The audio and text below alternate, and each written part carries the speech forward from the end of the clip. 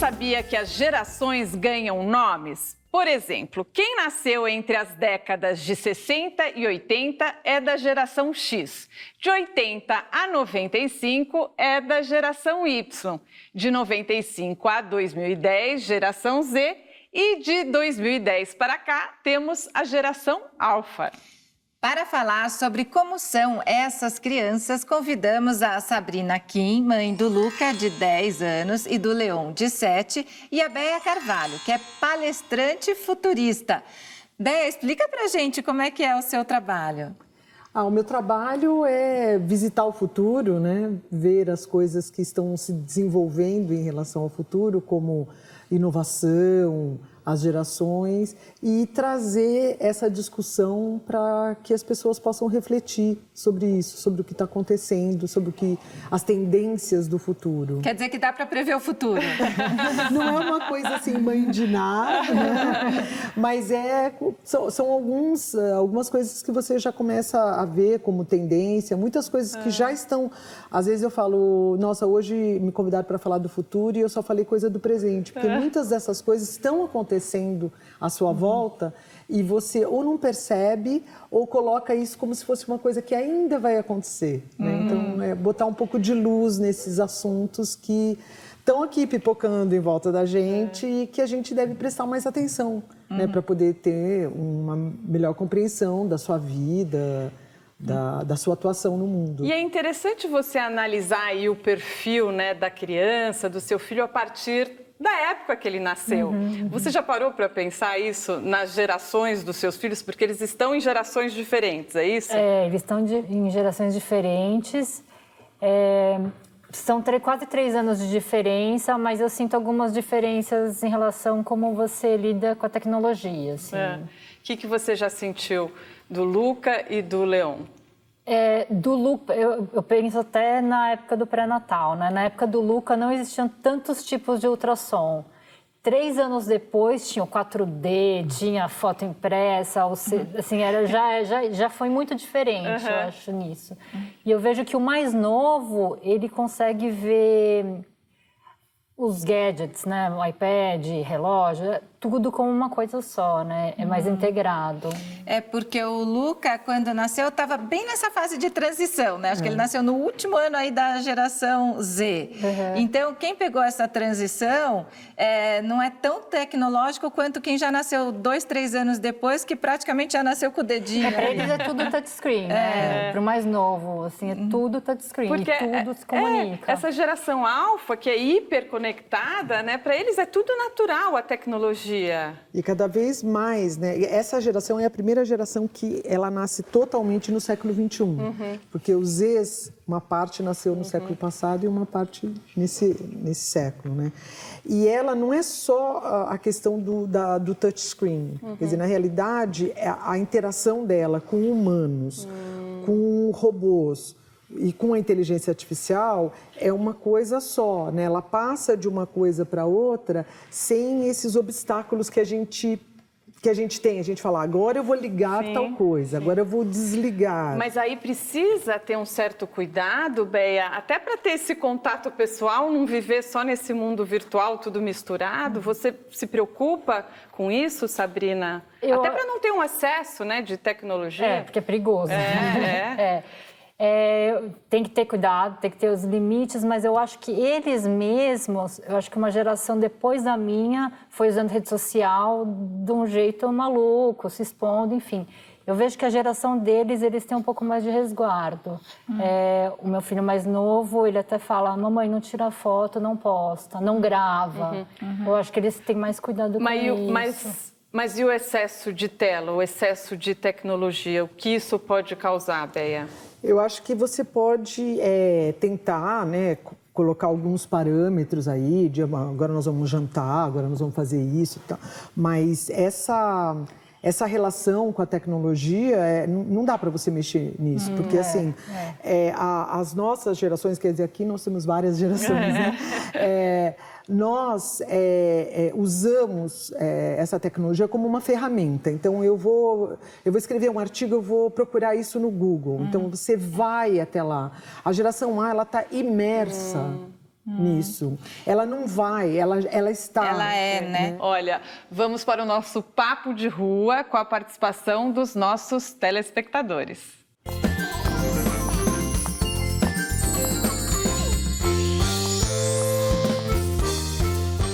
Meu nome é Alcino Ferreira, né? Minha profissão, eu sou docente e trabalho também como diretor de saúde no Hospital das Clínicas. Já ouvi falar sobre essa geração alfa. Eles amadurecem muito rápido, né? Eles têm uma informação muito facilitada, eles conseguem descobrir tudo antes de qualquer diálogo, qualquer conversa, eles conseguem no meio de digital ir lá, perguntar e já ter a resposta. É isso do acesso à informação é muito interessante, né? Porque eles têm acesso a tudo, a todo tempo, é muita informação, muito estímulo também, né? Sim. E uma coisa que você fala, bom, então o que eu posso fazer, né? Se ele entende mais de tecnologia do que eu, ele já acessou tudo, ele já sabe tudo. A parte, ele fala um amadurecimento, né? Na realidade, a parte de amadurecimento psicológico e social é a parte que nos cabe. Que precisa ser trabalhada, essa né? parte, Essa porque a outra emocional. você já perdeu dele. Isso aí é um resgate das gerações anteriores, então, né? As gerações precisam estar conectadas também, interligadas, Elas né? precisam estar conectadas e entender que também não é ensinar o que a sua avó ensinava. Ah, na minha época era tudo melhor. Não é isso. Mas é ajudá-lo a compreender emoções. Sim. Então, esse é o papel dos pais e dos educadores. Incentivar esse contato pessoal, Exatamente. né? Por que eu estou com raiva? Por que isso me fez chorar? Esse tipo de educação social é que é o nosso papel e não querer proibir a tecnologia. Não é isso o seu papel. E pelo nosso Facebook chegou a pergunta do Ednei Souza, de Itatiba, São Paulo. Quem define ou classifica essas gerações? Como e em que é embasado o critério de classificação das gerações? A geração mimimi pertence a qual dessas classes? Bom, os critérios são definidos, em geral, por ou sociólogos. É uma coisa assim que vai tendo um certo conjunto de coisas que as pessoas vão concordando, né? Mas acho que um dos institutos que a gente deve citar é o Pew Research e a McGraw. São institutos cujo objetivo é pesquisar essas gerações, esses comportamentos. Agora, o que ele falou da geração mimimi, a que geração você achou? mimimi é uma geração transversal, né? Tem a ver com o seu estado de espírito. Então, você pode ter 60 anos e ser mimimi, tudo você reclama, tudo você acha um saco. Você pode ter 15 anos e ser mimimi. Ser mimimi é o seguinte, é uma condição que você prefere reclamar do que levantar do sofá e fazer alguma coisa. E o difícil de evitar isso que a Mariana falou é de ficar comparando, né? A gente sempre compara, né? Ai, na minha geração foi assim, comigo foi desse jeito. É difícil não comparar, né, que eu acho que essa crise geracional, né? Que vai sempre existir, né? Sempre tem os mais velhos e os mais novos. Acho que sempre vai ter essa Mas tem esse saudosismo, né? E às vezes a pessoa começa a falar tanto daquilo, eu falo assim, não, mas vem aqui, era tão bom assim quando você era pequeno? Não era. É que a gente esquece da parte boa. A gente lembra, assim, e você não vai conseguir fazer uma criança hoje de 5 anos fazer as mesmas coisas. Ou né? achar que é legal viver sem internet. Entendeu? Então tem que evoluir. Olha, e ainda no programa de hoje temos uma entrevista com o palestrante Dado Schneider, que faz sucesso entre os adolescentes.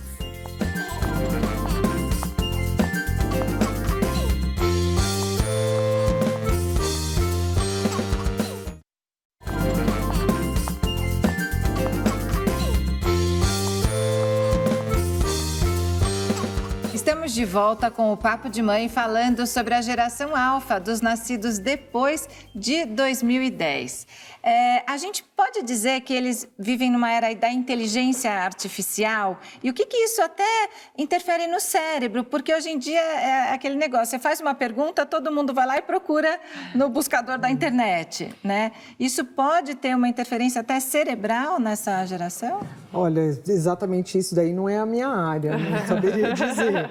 Mas o que eu posso dizer é que eles já nascem com um tipo de cabeça em que eles vão viver no mundo, eles vão ser adultos no mundo em que inteligência artificial vai ser mato, né? Em que todos os lugares e todas as coisas vão ser sensorizadas, né? Espera-se que até 2030 hajam mais de 100 trilhões de sensores no mundo, quer dizer, tudo vai ter... O que quer dizer sensor, né? Quer dizer que você tem algum tipo de interatividade com as coisas. Então, essa mesa tem um sensor, você tem algum tipo, um ou mais, né? Sensores. Para até conversar com a mesa. Exatamente. Então, a mente deles é muito diferente. Por isso que a gente fica assustada, geralmente.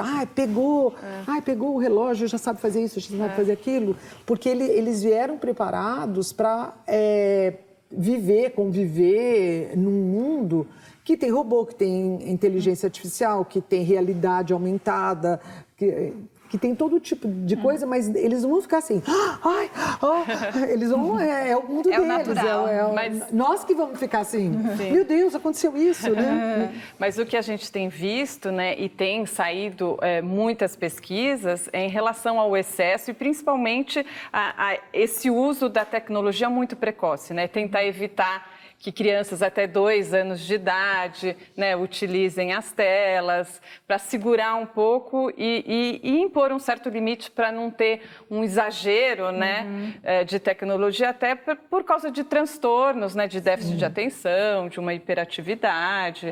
Eu penso assim, não dá para não fazer o uso da tecnologia, sim. né, porque aí eu acho que também dá o efeito contrário. Mas tentar entender como era, a gente era naquela idade. Eu penso assim, por exemplo, as crianças têm acesso, elas conseguem achar informação, mas tem muito lixo, né? Acho que eu penso assim, como mãe, a gente ensina a pesquisar, né? Dentro da pesquisa, essa informação vou usar, não vou usar, e aí isso é uma coisa que o cérebro faz. E não é a internet que vai definir. Né? Os pais estarem ali... Exercer a crítica. Isso, a qualidade. Então, sei lá, vamos estudar sobre as fases da Lua, por exemplo. Esse site está dizendo isso, outro site está dizendo aquilo. Como é que a gente conversa? O que é real, né? O que eu posso usar para entender o que é fake news também, né? Porque também a gente não pode passar a viver num mundo totalmente virtual, de fake news, um mundo da fantasia. Sim. Esse é um risco, Bé? Eu acho que assim, os grandes críticos dizem que a maior habilidade do século XXI será você ser um ser humano crítico. Né? Então, para mim, isso define tudo. Né? Eu acho que tem muito esse exemplo que ela falou. Então, como você ajuda o seu filho a ser crítico? Né? Fala, olha, isso falou isso, isso falou isso, falou aquilo. Como que essas coisas, né? O que tem a ver? O que parece? O seu professor falou aquilo. Né? O que desenvolver isso, né? Porque isso não é uma coisa... você não pode dar a qualidade para o seu filho ser crítico, né? Você tem que praticar, né? Desenvolver. Eu fui conversar com o Dado Schneider, que faz sucesso com palestras, inclusive para adolescentes. A gente tem que adequar a linguagem a cada público. Eu pego o que eu estudo e o que eu pesquiso e monto o conteúdo com uma linguagem que qualquer público pode entender. No próximo bloco tem a entrevista completa.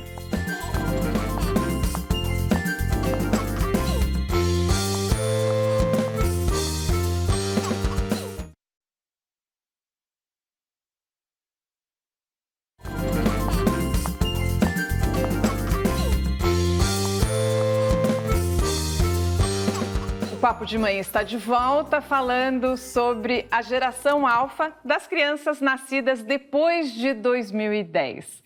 Béia, Dá para imaginar, né, como serão as profissões do futuro? Porque a gente fala muito assim, eu quero que meu filho seja advogado, médico, engenheiro, as profissões tradicionais. Mas vai mudar tudo no futuro? Vão surgir outras que a gente nem imagina? Eu acho que sim, quer dizer, algumas já estão surgindo agora, né? Quer dizer, tudo que está ligado a codificar, a tecnologia, né? Existe, por exemplo, a gente fala de falta de emprego, mas tem, no Brasil, com todo esse desemprego, tem milhares e milhares de vagas que não são preenchidas, principalmente de tecnologia, por conta de não ter pessoas que saibam, né? Que as crianças ainda não podem trabalhar, E né? as crianças ainda não podem trabalhar, sim, mas já né, elas vão estar lá. Isso é uma coisa, e a outra coisa que tem a ver com o que a gente estava falando, delas passarem de uma coisa para outra sem obstáculos, sem medo, né?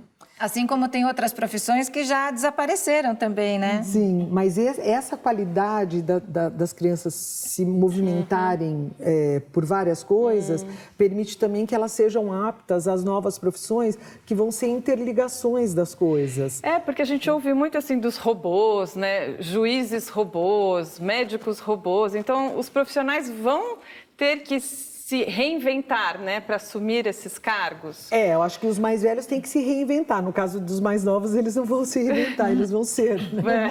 Mas eu digo mais ainda do que isso, que assim, é o neurobiotecnólogo.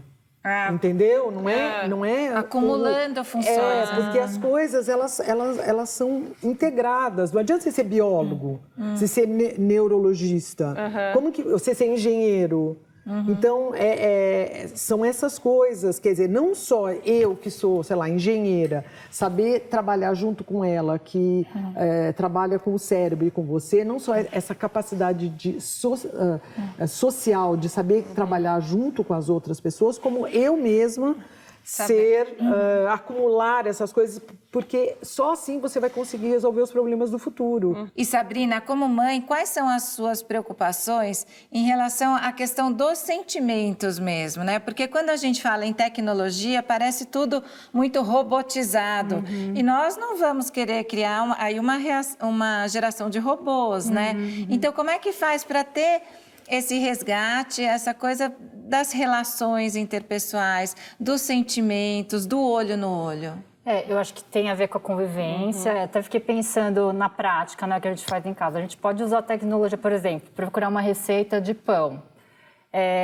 Um pode procurar, outro pode pegar os ingredientes, outro vai medindo. A gente está lá com o iPad, com o celular, mas está todo mundo convivendo, participando, entendendo o que tem que fazer, qual que é a hierarquia. Eu acho que a gente tem que incluir isso para ter esse contato pessoal, né, no dia a dia. Sim, para não virar só a tecnologia. E tem que chamar a atenção, né? Eu vejo a minha filha, que nem é da geração alfa, né? Às vezes quer se comunicar dentro de casa teclando. Eu falo, não, peraí, vem aqui, vem falar comigo. Tem que dar umas pontuadas, né, Beia? Porque senão eles ficam só na tecnologia e esse olho no olho que a Mariana falou desaparece. Acho que as relações virtuais não podem substituir as relações pessoais, né? E eu fui bater um papo sobre gerações com o palestrante Dado Schneider. Vamos ver a entrevista, como ficou. O Dado Schneider é palestrante, pesquisador super requisitado. Dado, você mora em Porto Alegre, né? E a gente aproveitou uma palestra que o Dado veio fazer aqui em São Paulo para conversar com ele antes de começar essa palestra. Porque o Dado, ele conversa com pais, mães, faz palestras em empresas também e até para adolescentes. Conta pra gente como é que você faz para conversar com todas essas gerações, Dado. Bom, eu sou professor de comunicação e em comunicação a gente estuda que não é o que a gente diz e sim o que as pessoas entendem. Então a gente tem que adequar a linguagem a cada público. Eu pego o que eu estudo e o que eu pesquiso e monto o conteúdo com uma linguagem que qualquer público pode entender. Dado, e o que você tem percebido das novas gerações aí, principalmente da geração alfa? Posso falar um pouquinho antes da alfa, da geração Z? Eu costumo dar palestras em universidades, por exemplo. Tem aqueles jovens assim com 20, 21 anos e eu digo, olha, vocês são a última geração feita do mesmo material que o meu. Vocês velhos vão ficar iguais a mim. Quem veio diferente é esse pessoal que nasceu neste século, que é a geração Z. Só que agora a geração Z, da primeira década, é de um jeito, e a geração nascida na segunda década, que você falou, que a geração alfa, já é de outro jeito. Então, assim, é muita mudança, é muito complexo, e as escolas, os pais e mães e as empresas não estão preparadas para eles. Quais são as principais características dessa geração alfa e que dicas você dá para os pais? Como é que os pais fazem para lidar com esses filhos que são da geração alfa? Vai ser inevitável o fascínio pela tela. Então, assim, deixá-los longe de telas no mundo de hoje é praticamente impossível. Eu brinco que eles, daqui uns 20, 30 anos, já nascerão com uma mutação genética, que esse dedo vai ser mais alongado, porque eles, antes de saber falar e caminhar, eles já estão fazendo assim. É verdade. Né? Então, assim, o que vai acontecer é que as empresas vão ter que absorver essa gente como força de trabalho. Como é que as empresas vão lidar? O século XX era vertical, a autoridade vinha de cima para baixo e a gente respondia por temor. E o século XXI, eu faço esse gesto nas palestras, o século XXI é horizontal. Eles respeitam a hierarquia, mas a autoridade precisa ser conquistada. E eles não temem a autoridade. Então, eles têm uma naturalidade para trabalhar e para trocar informação que nós não tínhamos no século XX. A gente tinha sabe com quem você está falando, ou manda quem pode, obedece quem tem juízo, né? E eles não, primeiro que eles não usam e-mail, né? A geração Z, ela só usa mecanismos de conversação permanente. Então, assim, a empresa que é toda baseada em e-mail, como é que ela vai fazer? O menino vai entrar lá e em 3 dias vai achar um saco trabalhar lá. Por isso que tem essas novas ferramentas Trello, Slack, para talvez atraí-los, porque eles não vão trabalhar no sistema que as empresas trabalham hoje. Dado, eu já assisti algumas palestras suas e você costuma dizer que o mundo mudou bem na sua vez. Que história que é essa? Quando eu era criança, no século XX, o melhor bife na mesa ficava com os adultos. E agora que eu sou adulto no século XXI, tenho filhos pequenos, o melhor bife fica com as crianças. Ou seja, eu nunca comi o melhor bife. E aí eu faço esse gesto, o mundo mudou bem na minha vez. Isso se estende também aos jovens. Quando eu era jovem, eu tinha que aguentar os velhos do século XX, que eram chatos e rabugentos. Então eu tinha que me adaptar a eles. E agora que eu estou ficando velho do século XXI, para continuar com algum espaço profissional e alguma aceitação social, eu tenho que me adaptar aos jovens. Pô, bem na minha vez. E é inevitável isso. Dado, para terminar, você quer deixar um recado para a garotada que assiste ao Papo de Mãe? Quero. Olha aqui, ó. A criança nasce precisando de 3 coisas: atenção, amor e limite. Se os pais não começarem a não dar atenção, aí eles, sentimento de culpa, não dão limite. Criança nasceu sem limite, precisa de limite. Não tem nada de autoritarismo a mãe dizer chega, ou pare, ou não suba aí, entendeu? Então, assim, tenha modos, respeite seus pais. E o melhor bife vai para quem?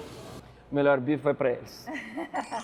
Interessante isso que ele falou, né? Sobre a geração dele de ser uma geração de transição aí. E eu fico pensando, os pais da geração alfa são pais das gerações, o quê? Y e X, é isso? Isso. E daí, assim, qual o perfil desses pais e como é que fica essa relação com esses filhos? Então, tem uma coisa interessante sobre isso, que, em geral, a grande maioria é dessa geração, né? Os Y, ou os millennials, são os pais dos alfas, né? Mas tem algumas coisas que interferem aí. Uma coisa é que a quantidade de pessoas que casam, descasam e têm novos filhos. Então, tem muito alfinha aí que o pai tem 60 anos. Né? Que o pai já é da X, é isso? Não, já é baby boomer. Baby boomers, né? Que é antes de 60, né? Exatamente. Tem uma outra coisa que é os casamentos cada vez mais tarde. Então, você pode ter casado com 40, ter filho com 45, então... Tem várias gerações entre você e seu filho. Essas crianças são as crianças que têm pais de todas as idades. Olha, foi uma delícia o bate-papo, foi muito importante a gente olhar aí para o futuro, analisar essa geração alfa. Muito obrigada pela presença, Sabrina. Beia, muito obrigada pelas orientações. Obrigada. Tem rede social para deixar, Beia? Eu vou deixar o Instagram, que é o mais mais fácil, que é @Beia. Tá legal. Tá ótimo. Adorei falar sobre o futuro aqui. Este é o Papo de Mãe, sempre um assunto que nos ajuda com a criação dos nossos filhos. Até a próxima.